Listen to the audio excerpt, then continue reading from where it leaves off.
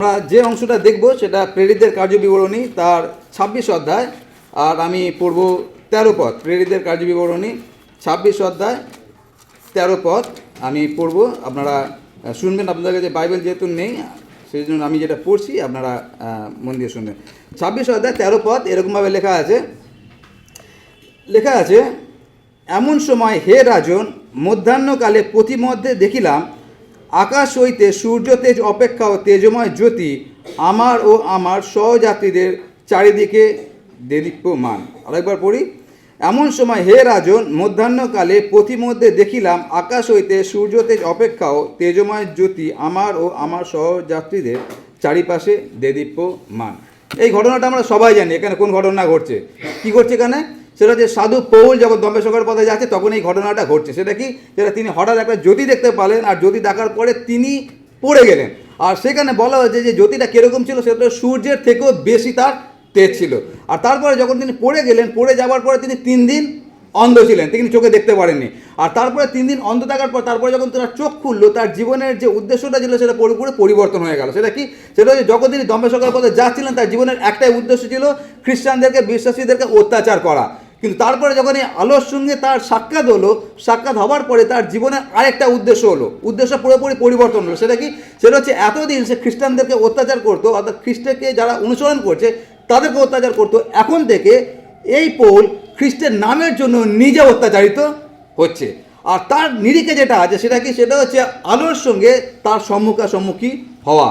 আর সেই জন্য এখানে লেখা আছে যে সূর্যের থেকে তেজময় জ্যোতি। আর সেই যে তেজময় জ্যোতিটা ছিল, যে আলোটা ছিল, সে আলোটা না তো কোনো সূর্যের ছিল না কোনো লাইটের ছিল। আমরা যে লাইট এখন দেখছি না, ওই লাইটের ছিল না। ওই আলোটা কিসের ছিল? সেটা আমরা বলি যে প্রভু যিশুর গৌরবের আলো। অর্থাৎ প্রভু যিশু স্বয়ং সেখানে উপস্থিত ছিলেন, আর তার জ্যোতিটা এতটাই জ্যোতি যে সেটাকে চোখে দেখা যায় না, সূর্যের থেকেও তেজময় জ্যোতি। সুতরাং এই আলোর সামনে এসে একটা মানুষ যার নাম বা যার পরিচয় ছিল শৌল, পরবর্তীকালে তার পরিচয় হলো পৌল। আর পৌলের জীবনের একটাই উদ্দেশ্য ছিল, সেটা কি? সেটা হচ্ছে জ্যোতির বিষয় সাক্ষ্য দেওয়া। তার মানে পৌলের জীবনে বা শৌলের জীবনে এই পরিবর্তনের পেছনে যে কারণটা ছিল সেটা হচ্ছে একটা জ্যোতি। আর জ্যোতিটা কি? সেই জ্যোতিটা হচ্ছে প্রভু যীশু খ্রিস্ট। আর সেই জন্য আমরা যদি দেখি যোহন লিখিত সুসমাচার, আর সেখানে তিনি বলছেন 8 অধ্যায়, তিনি বলছেন আমি জগতের জ্যোতি। আর যে কেউ আমাকে অনুসরণ করে বা আমার পশ্চাতে যায় সে কখনো অন্ধকারে চলবে না, কিন্তু জ্যোতিতে চলবে। তার মানে একটা আলো, সে আলোটাকে যীশু খ্রিস্ট। যখন সে আলোর সামনে এই সাধু পৌল বা শৌল আসলেন, তার জীবনটা পুরোপুরি পরিবর্তিত হলো।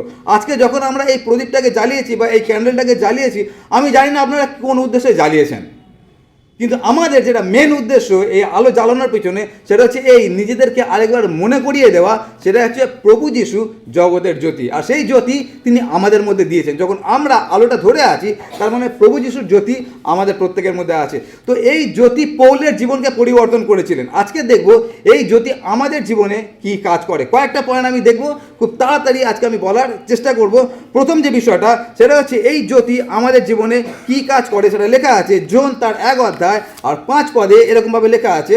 আমি পড়ছি আপনাদের জন্য। যোহন 1 অধ্যায় আর 5 পদে এরকমভাবে বলা হচ্ছে, আর সেই জ্যোতি অন্ধকারের মধ্যে দীপ্তি দিতেছে, আর অন্ধকার তাহা গ্রহণ করিল না। সেই জ্যোতি অন্ধকারে দীপ্তি দিতেছে, আর অন্ধকার তাহা গ্রহণ করিল না। প্রথম যে পয়েন্ট সেটা হচ্ছে এই আলো কি করে?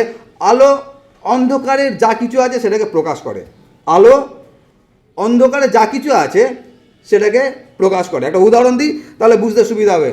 দেখবেন যখন আমরা যখন ঘরে থাকি, ঘরে যা কিছু করছি, হঠাৎ যদি লোডশেডিং হয়ে যায় তখন কী ঘটনা ঘটে? আমার সঙ্গে যেটা ঘটেছিল এরকমভাবে, যখন লোডশেডিং হয়, যখন আমরা লেগার হয়েছিলাম, যদি লোডশেডিং হয়ে যেত আর সঙ্গে সঙ্গে আমি এই ডায়লগটা বলতাম, কেউ নড়বে না, তার আমি জানি দেশলাইটা কোথায় আছে। তার কারণটা কি? তার কারণ অন্ধকারের মধ্যে যদি আমরা উঠে একটু নাড়াচাড়া করতে, কোথাও না কোথাও ধাক্কা লাগবেই লাগবে। এখন প্রশ্নটা এই, সেটা হচ্ছে আমার ঘর, ওই ঘরে আমি 20 বছর 25 বছর ধরে আছি, কিন্তু অন্ধকার ওই ঘরে যদি আমি চলতে যাই, নয় আমি সোফার মধ্যে ধাক্কা খাবো, নয় আমি টেবিলের মধ্যে ধাক্কা। কেন?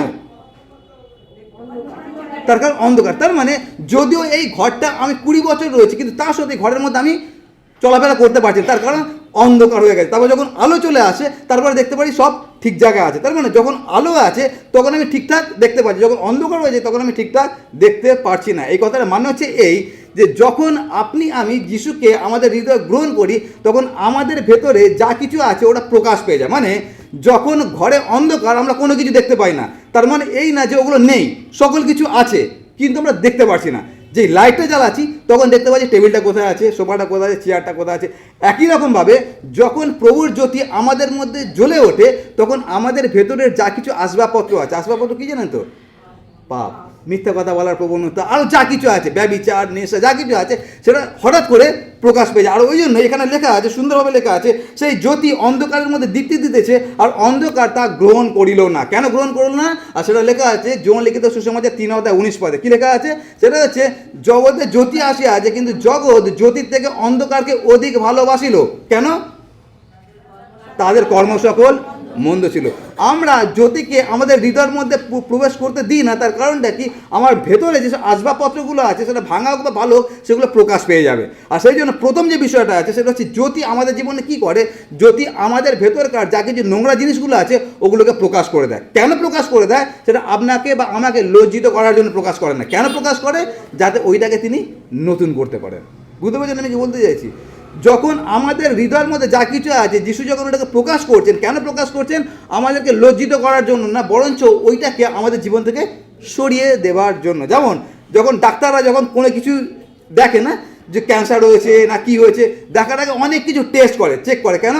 আগে খোঁজার চেষ্টা করে যে সমস্যাটা কি। যদি সমস্যাটা না খুঁজে বের করা যায় সমাধান তো অনেক দূরের কথা। একই রকমভাবে সমস্যা সমাধান করার আগে যেটা করতে হবে সেটা হচ্ছে জ্যোতিকে আমাদের হৃদয়ের মধ্যে প্রবেশ করতে দিতে হবে। আমরা অনেক সময় বুঝতেই পারি না যে আমাদের জীবনে সমস্যাটা আসলে কী রয়েছে। সমস্যা কী রয়েছে কেন বুঝি না? তার কারণ পাপের সঙ্গে ঘর করতে করতে পাপটাই আমাদের কাছে সাধারণ বিষয় মনে হয়। আর সেই জন্য যখন আমরা জ্যোতিকে আমাদের হৃদয়ের মধ্যে প্রবেশ করতে দিই, যেটা হয় সেটা হচ্ছে জ্যোতি আমাদের ভেতরকার যা কিছু আছে ওটাকে প্রকাশ করে দেয়। আর যখন প্রকাশ করে দেয়, কেন প্রকাশ করে? যেন ওগুলোকে আমাদের থেকে দূর করতে পারে। প্রথম যেটা বিষয় আমরা দেখছি সেটা হচ্ছে এই যে জ্যোতি আমাদের জীবনে কি করে? আমাদের ভেতরে যা কিছু নোংরা জিনিসগুলো আছে ওগুলোকে প্রকাশ করে। কেন প্রকাশ করে? যেন ওগুলোকে আমাদের জীবন থেকে দূর করতে পারে। আমরা একটা গান করি, গানটা আপনারা সকলে জানেন, সেটা হচ্ছে তাহার ক্ষত সকল দ্বারা আমার আরোগ্য হয়। জানেন না আপনারা? জানেন? আর ওই গানটার মানেটা কি? তোমার ক্ষত সকল দ্বারা আমার আরোগ্য হয়, আরোগ্য হয়, আরোগ্য হয় তাহার ক্ষত সকল দ্বারা। আর পরের কথা লেখা আছে, যখন আমি পাপী ছিলাম, পাপের আধারে বন্দি ছিলাম, যখন আমি পাপী ছিলাম, পাপের আধারে বন্দি ছিলাম, তখনও তিনি আমার তরে প্রাণ দিলেন ক্রুশ পড়ে, তখনও তিনি আমার তরে প্রাণ দিলেন ক্রুশ পড়ে তাহার ক্ষত সকল দ্বারা। এই গানটা কেন গাইলাম? এই গানের যে মানেগুলো আছে, তাহার ক্ষত সকল দ্বারা আমাদের আরোগ্যতা হয়। আমরা যখন এই প্রার্থনাটা করি আমরা ক্ষত বলতে শারীরিক ক্ষতর কথা বুঝি, কিন্তু এটা শারীরিক ক্ষত না। আমার গানটা যদি মন দিয়ে শুনেছেন তাহলে বুঝেছেন ক্ষতটা মানে কি? ভেতরের ক্ষত, অর্থাৎ আমাদের পাপ। সেই জন্য ওই পাপটাকে ধৌত করার জন্য সবার আগে যেটা দরকার সেটা হচ্ছে লাইট যেন আমাদের ভেতরে প্রবেশ করে। আমরা যখন হাতে লাঠি এই আলোটা নিয়েছি তার প্রথম যেটা সেটা হচ্ছে এই আলোটা কি করে? আমাদের ভেতরকার পাপটাকে প্রকাশ করে দেয়। কেন? আপনাকে লজ্জিত করার জন্য, কিন্তু আপনাকে আলোকিত করার জন্য। ওই জন্য আমরা শুরুতেই পড়েছিলাম যে প্রভুর জ্যোতি তিনি আপনার এবং আমার মধ্যে দিয়েছেন। এটা হচ্ছে প্রথম বিষয়। দ্বিতীয় যে বিষয়টা, আলো কি করে? আলো আমাদেরকে পথ দেখায়। আমি যে গানটা বলছিলাম আপনারা জানেন কিনা, 119, 105, তোমার বাক্য আমার চরণের প্রদীপ, আমার পথের আলো। গান অন্যদিন করবো। এইখানে যে বিষয়টা আছে সেটা হচ্ছে এখানে বলা আছে তোমার বাক্য আমার চরণের প্রদীপ, আমার পথের আলোক। আর এই কথাটাকে আমাদেরকে প্রভু যিশু বলেছেন। এই কথাটার মানেটা কি? এই কথাটার মানে হচ্ছে 8:12 লেখা আছে। জোন আপনারা বাড়িতে পড়ে নেবেন, আমি সময় বাঁচানোর জন্য পড়ছি না। জোন 8:12 লেখা আছে, আমি জগতের জ্যোতি, যে আমার পশ্চাতে আসবে সে অন্ধকারে চলিবে না, কিন্তু জগতের দীপ্তি পাইবে। এই কথাটা মানেটা কি? আমি অনেকবার আপনাদেরকে উদাহরণটা দিচ্ছি। যখন আমি মধ্যমগ্রাম থেকে যখন আমি ফিরি, যখন কল্যাণী হাইওয়ের ওপর থেকে যখন আসি, কল্যাণী হাইওয়ে যারা ওখান থেকে যাতায়াত করছেন আপনারা জানেন ওখানে আলোর খুব অভাব আছে। তো ওইখানে যদি হেডলাইট যদি না থাকে গাড়ির, তাহলে গাড়ি চালানো খুব মুশকিল আছে। এখানে প্রভু যিশু বলছেন কি, আমি হচ্ছি জগতের জ্যোতি, যে কেউ আমার পশ্চাতে আসে সে অন্ধকারে চলবে না। এই কথাটা একটা সাধারণ উদাহরণ দিই। উদাহরণটা হচ্ছে এরকম, সেটা হচ্ছে আপনি অন্ধকারের মধ্যে দিয়ে যাচ্ছেন আর আপনার হাতে একটা টর্চ আছে। আপনি অন্ধকারে হাঁটছেন, আপনার হাতে একটা টর্চ আছে, টর্চটা আপনি কোন দিকে জ্বালাবেন? শিওর? এরকম হতে পারে যে আমি পিছন দিকে টর্চ জ্বালিয়েছি, সামনে দিকে? কিন্তু এটা যদি হয় তাহলে কিরকম হতে পারে? টর্চটা আমি পিছন দিকে জ্বালিয়ে রেখেছি, সামনে আমি হাঁটছি, হতে পারে? এই কথাটার মানে অত্যন্ত গুরুত্বপূর্ণ। কথাটার মানেটা কি? সেটা হচ্ছে আমি জগতের জ্যোতি, যে আমাকে অনুসরণ করে। তার মানে আমি জগতের জ্যোতি, মানে আমি হচ্ছে হ্যালোজিন, আমি লাইট, সামনে আছি। তুমি যদি এই আলোটাকে দেখতে চাও, তোমাকে একটা জিনিস করতে হবে। কি করতে হবে? আমার পিছনে বাবা আসো। এখন আমরা কি করি, অনেক সময় জ্যোতিকে আমার পিঠ দেখাই, মানে টর্চ আমার হাতে আছে, প্রভু যিশু আমার হাতে আছে, পিছন দিকে জ্বালিয়ে রেখেছি, সামনে হাঁটছি। অধিকাংশ বিশ্বাসে আজকে পড়ে যাচ্ছে। তার কারণটা কি? তার কারণ এটা, সেটা কি? আমরা যিশুকে সামনে রেখে চলছি না। যিশুকে যদি সামনে রেখে চলি, যিশু আমাদের প্রত্যেকটা পদক্ষেপ দেখবেন। আর এখানে যে সব থেকে ইম্পর্টেন্ট জিনিস আছে সেটা হচ্ছে সেটা হচ্ছে যিশু কোনোদিন আমাদেরকে পুরো পথটা দেখাবেন না। আপনি যে একটা পা পেয়েছেন, ওই একটা পা ফেলা পর্যন্তই দেখাবে। এই কথাটা মানেটা কি? আপনার একটা উদাহরণ দিতে তাহলে বুঝতে পারবেন। সেটা হচ্ছে একজন ছিল, তার নাম হচ্ছে অব্রাহাম। অব্রাহামকে বলা হলো, তুমি তোমার জ্ঞাতি কুটুম্ব ছাড়ো, তোমাকে আমি যে দেশ দেখাই সেখানে চলো। বলা হয়েছিল কোন দেশে যাবে? জিপিএসে পাঠানো হয়েছিল রাস্তাটা? শুধু বলা হয়েছিল তুমি চলো। এটা হচ্ছে ঈশ্বরের কাজ। ঈশ্বর যখন আপনাকে আমাকে অনন্ত জীবনের উদ্দেশ্যে চালিয়ে দিয়েছেন, শুধু আমাদেরকে গন্তব্যটা বলেছেন, কিন্তু পথটা কী আছে বলেননি। ওটাকে উল্টোভাবে প্রভু যিশু আমাদেরকে বুঝিয়েছে, সেটাকে সংকীর্ণ দ্বার দিয়ে চলো। সংকীর্ণ দ্বার দিয়ে যখন যেতে বলা হচ্ছে, তার মানে আপনি আমি অলরেডি বুঝে গেছি ওখানে অনেক বিপদ আছে, কিন্তু কী বিপদ আছে সেটা বলেনি। ওটা হচ্ছে আমাদের ঈশ্বরের কাজ। সেটা হচ্ছে আপনাকে আমাকে কোনোদিন পথটা পুরো দেখাবে না। যদি পুরো দেখিয়ে দেয় তাহলে একটা জিনিসের অভাব আমাদের জীবনে ঘটবে। সেটা কি? সেটা পরে বলছি। তো অব্রাহামকে বলা হয়েছিল তুমি বাবা হাঁটা শুরু করো। আর যখন হাঁটা শুরু করলো, তারপরে কনান দেশের পাশ থেকে যখন যাচ্ছে, অব্রাহামকে বলা হলো এই দেশ আমি তোমাকে দেবো। কতদিন পর দেওয়া হয়েছিল অব্রাহামকে? অব্রাহাম পাইনি। অব্রাহাম ওখানে শুধু একটুখানি জমি পেয়েছিল কবরের জন্য। আমি বাবেস্টারিতে বলেছিলাম না আপনাদেরকে, অব্রাহাম কোনো জমি পায়নি, কনান দেশ পায়নি। অব্রাহাম খালি কবরের জন্য, তার স্ত্রী এবং তার জন্য শুধু জমিটা পেয়েছিল। অথচ অব্রাহাম কোনো দিন ঈশ্বরকে প্রশ্ন করেনি যে প্রভু তুমি আমাকে বলে যে কনান দেশে নিয়ে যাবে, কোথায় তোমার দেশ, কোথায় যাবার সে রাস্তাটাই বা কোথায় আছে। এই কথার মানে হচ্ছে যখন ঈশ্বর আপনাকে আমাকে তার পথে চালনা করছেন, আপনি আমি জানি না কালকে আমাদের জন্য কি রয়েছে, কিন্তু আমরা একটা জিনিস জানি। কি জানি? সেটা হচ্ছে আপনাকে আমাকে পথ দেখানোর জন্য আমার সামনে প্রভু যীশু খ্রিস্ট রয়েছেন। আর সেই কথা প্রভু বলেছে, সেটা কি? আমি জগতের জ্যোতি, তুমি যদি আমার পশ্চাৎ আসো, তোমার জানার দরকার নেই কালকে কি আছে, আমি জানি। তার কারণ তোমার সামনে আমি দাঁড়িয়ে আছি। আপনারা একবার কল্পনা করুন, কোনোদিন কোনো ছাগলকে বা কোনো মেষকে দেখেছেন যে মেষ তার রাখালকে জিজ্ঞাসা করছে যে তুমি যে আমাকে নিয়ে যাচ্ছ, সামনে কোনো গার্ডটা নেই তো? হয় কোনো এরকম? মেষ কী করে? মেষ শুধুমাত্র অন্ধের মতো রাখালকে ফলো করে। মেষ কোনোদিন জানার চেষ্টা করে না যে সামনে কি আছে।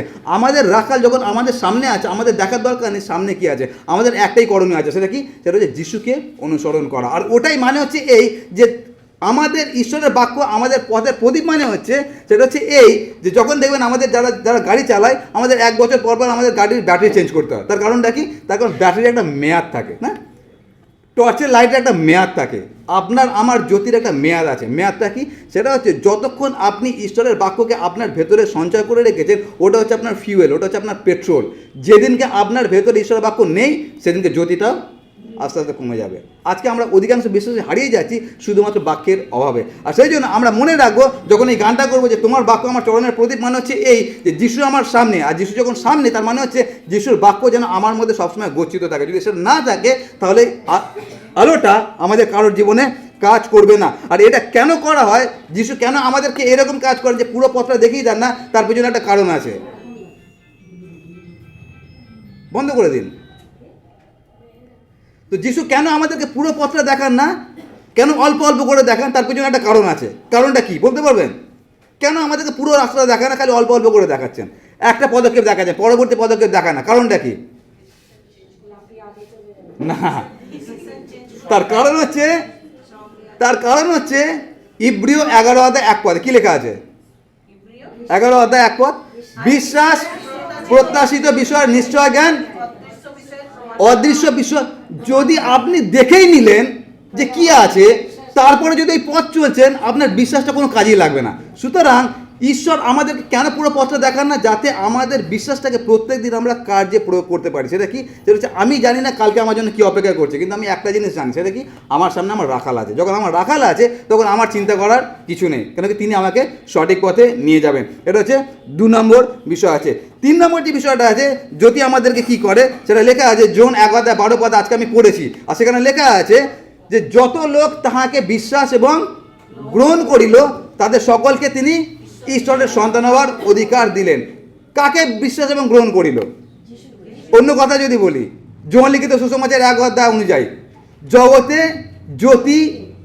জ্যোতি আসিয়াছে, আর অন্ধকার সেই জ্যোতিকে গ্রহণ করিল না। তার মানে অন্য কথা যদি বলি, যত লোক সেই জ্যোতিকে বিশ্বাস করিল এবং জ্যোতিকে গ্রহণ করিল তাদের সকলকে ঈশ্বরের সন্তান হবার অধিকার দিলেন। এটা ব্যাপারটা কীরকম দেখুন, এখানে এতগুলো লাইট লাগানো আছে না, এই লাইট আমার কাছে কার্যকারী হতে পারে বা না হতে পারে। কীভাবে?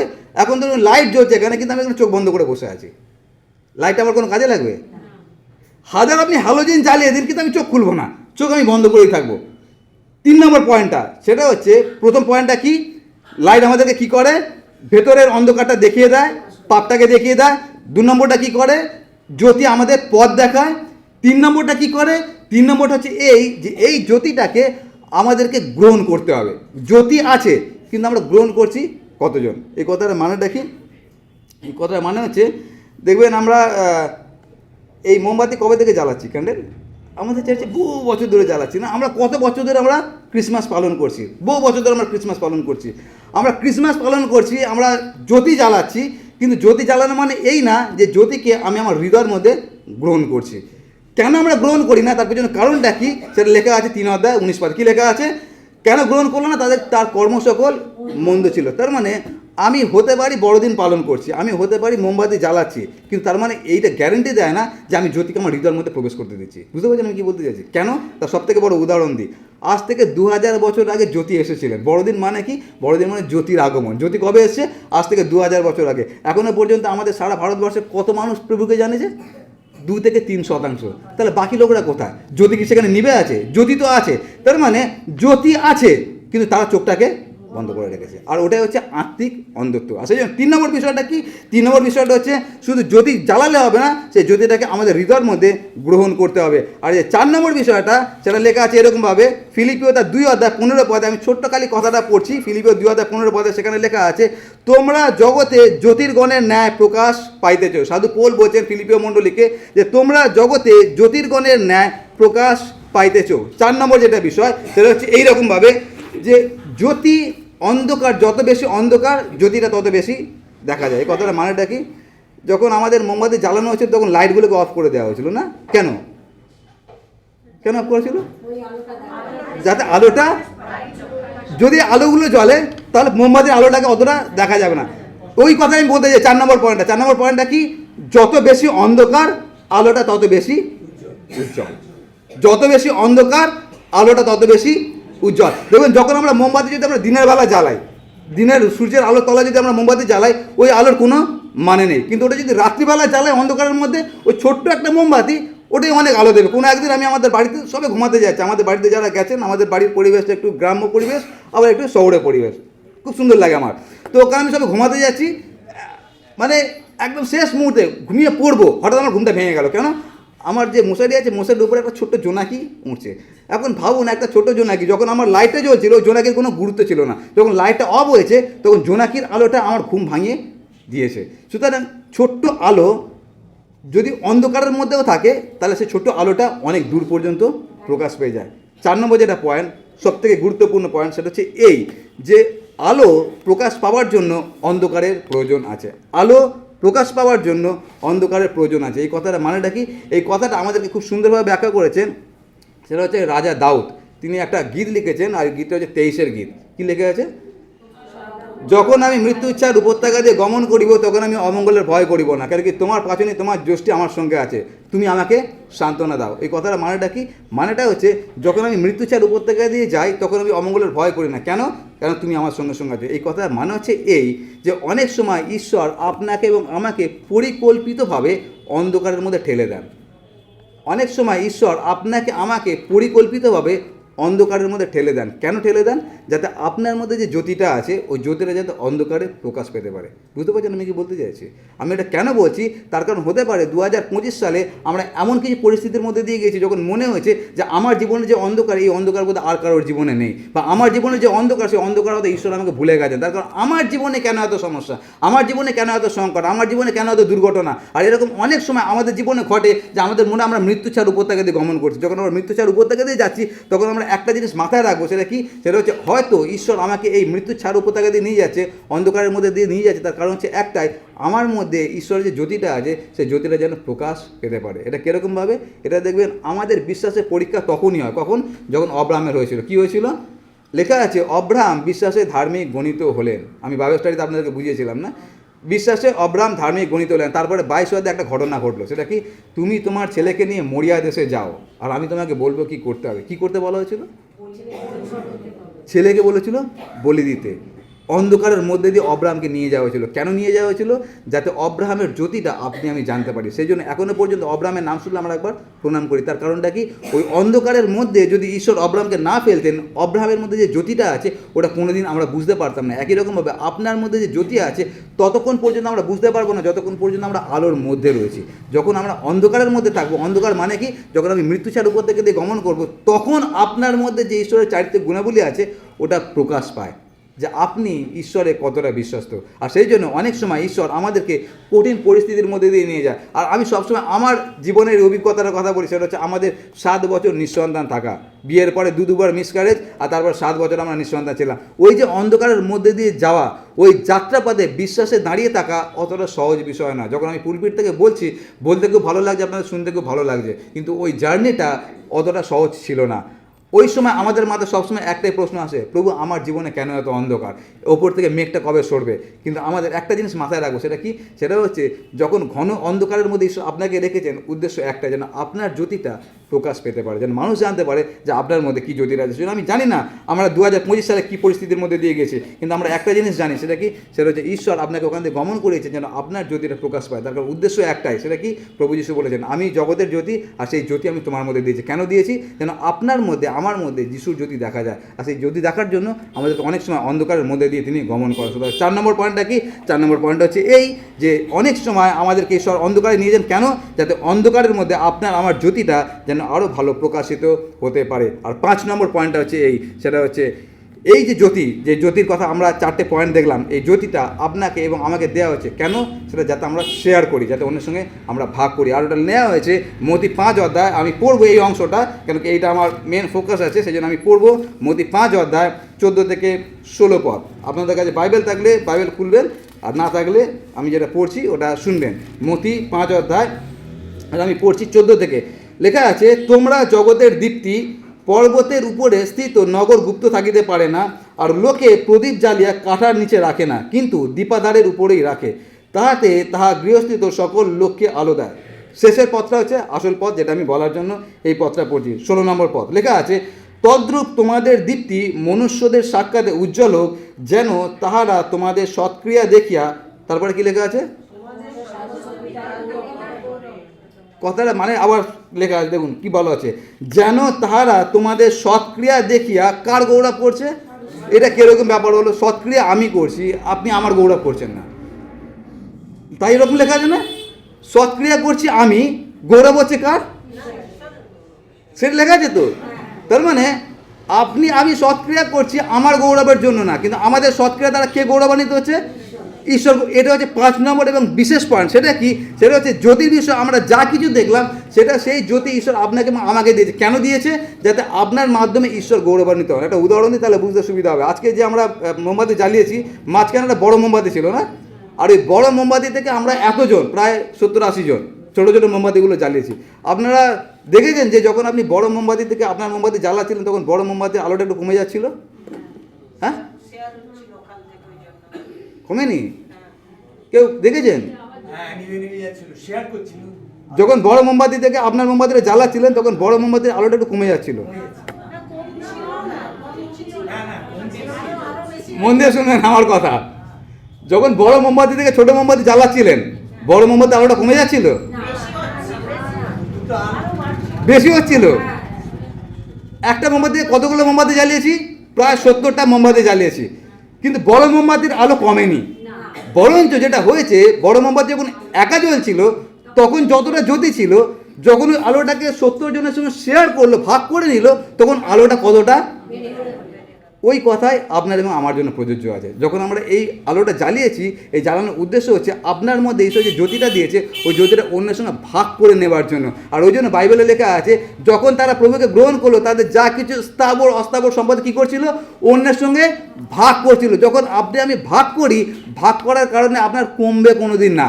তার কারণটা কি? তার কারণ আপনি ঈশ্বরের গৌরবার্থে ভাগ করছেন। যখন আপনি ভাগ করছেন, ওটা কমবে না, বরঞ্চ আরও বাড়বে। আমাদের সবথেকে যেটা ইম্পর্টেন্ট কাজ আজকের দিনের জন্য, সেটা হচ্ছে এই যে আমাদের সৎক্রিয়া দেখে, সৎক্রিয়া মানেটা কি? ভালো কাজ মানেটা কি? ভালো কাজ তো অনেক কিছু হতে পারে। কি ভালো কাজ? কুকুরকে খাওয়ানো, গরুকে খাওয়ানো, ছাগলকে খাওয়ানো, এগুলো ভালো কাজ। ভালো কাজ কি? যে কাজের দ্বারা ঈশ্বর গৌরবান্বিত হন, সেই কাজ। সেই কাজ যখন আমরা করব, তাহলে আমাদের যে জ্যোতিটা আছে, ওই জ্যোতিটা আমি অন্যের সঙ্গে শেয়ার করতে পারবো। আর সেই জন্য আমাদের 5 নম্বর বিষয়টা, সেটা হচ্ছে অত্যন্ত গুরুত্বপূর্ণ। যে জ্যোতির কথা আজকে আমরা পড়লাম এবং যে জ্যোতি আজকে আমরা জ্বালিয়েছি, সেই জ্যোতিটা যেন আমরা নিজের মধ্যে না রাখি, সেই জ্যোতিটা আমরা যেন শেয়ার করি, অন্যের সঙ্গে শেয়ার করি। বড়দিন মানে কি? বড়দিন মানে হচ্ছে জ্যোতির আগমন। সেই জ্যোতিটাকে প্রভু যীশু বলেছেন, আমি জগতের জ্যোতি। আর সেই জ্যোতিটা তিনি কেন এসেছিলেন? আপনার এবং আমার মধ্যে আলোকিত করার জন্য। বড় মোমবাতি থেকে কতগুলো মোমবাতি জ্বলেছে?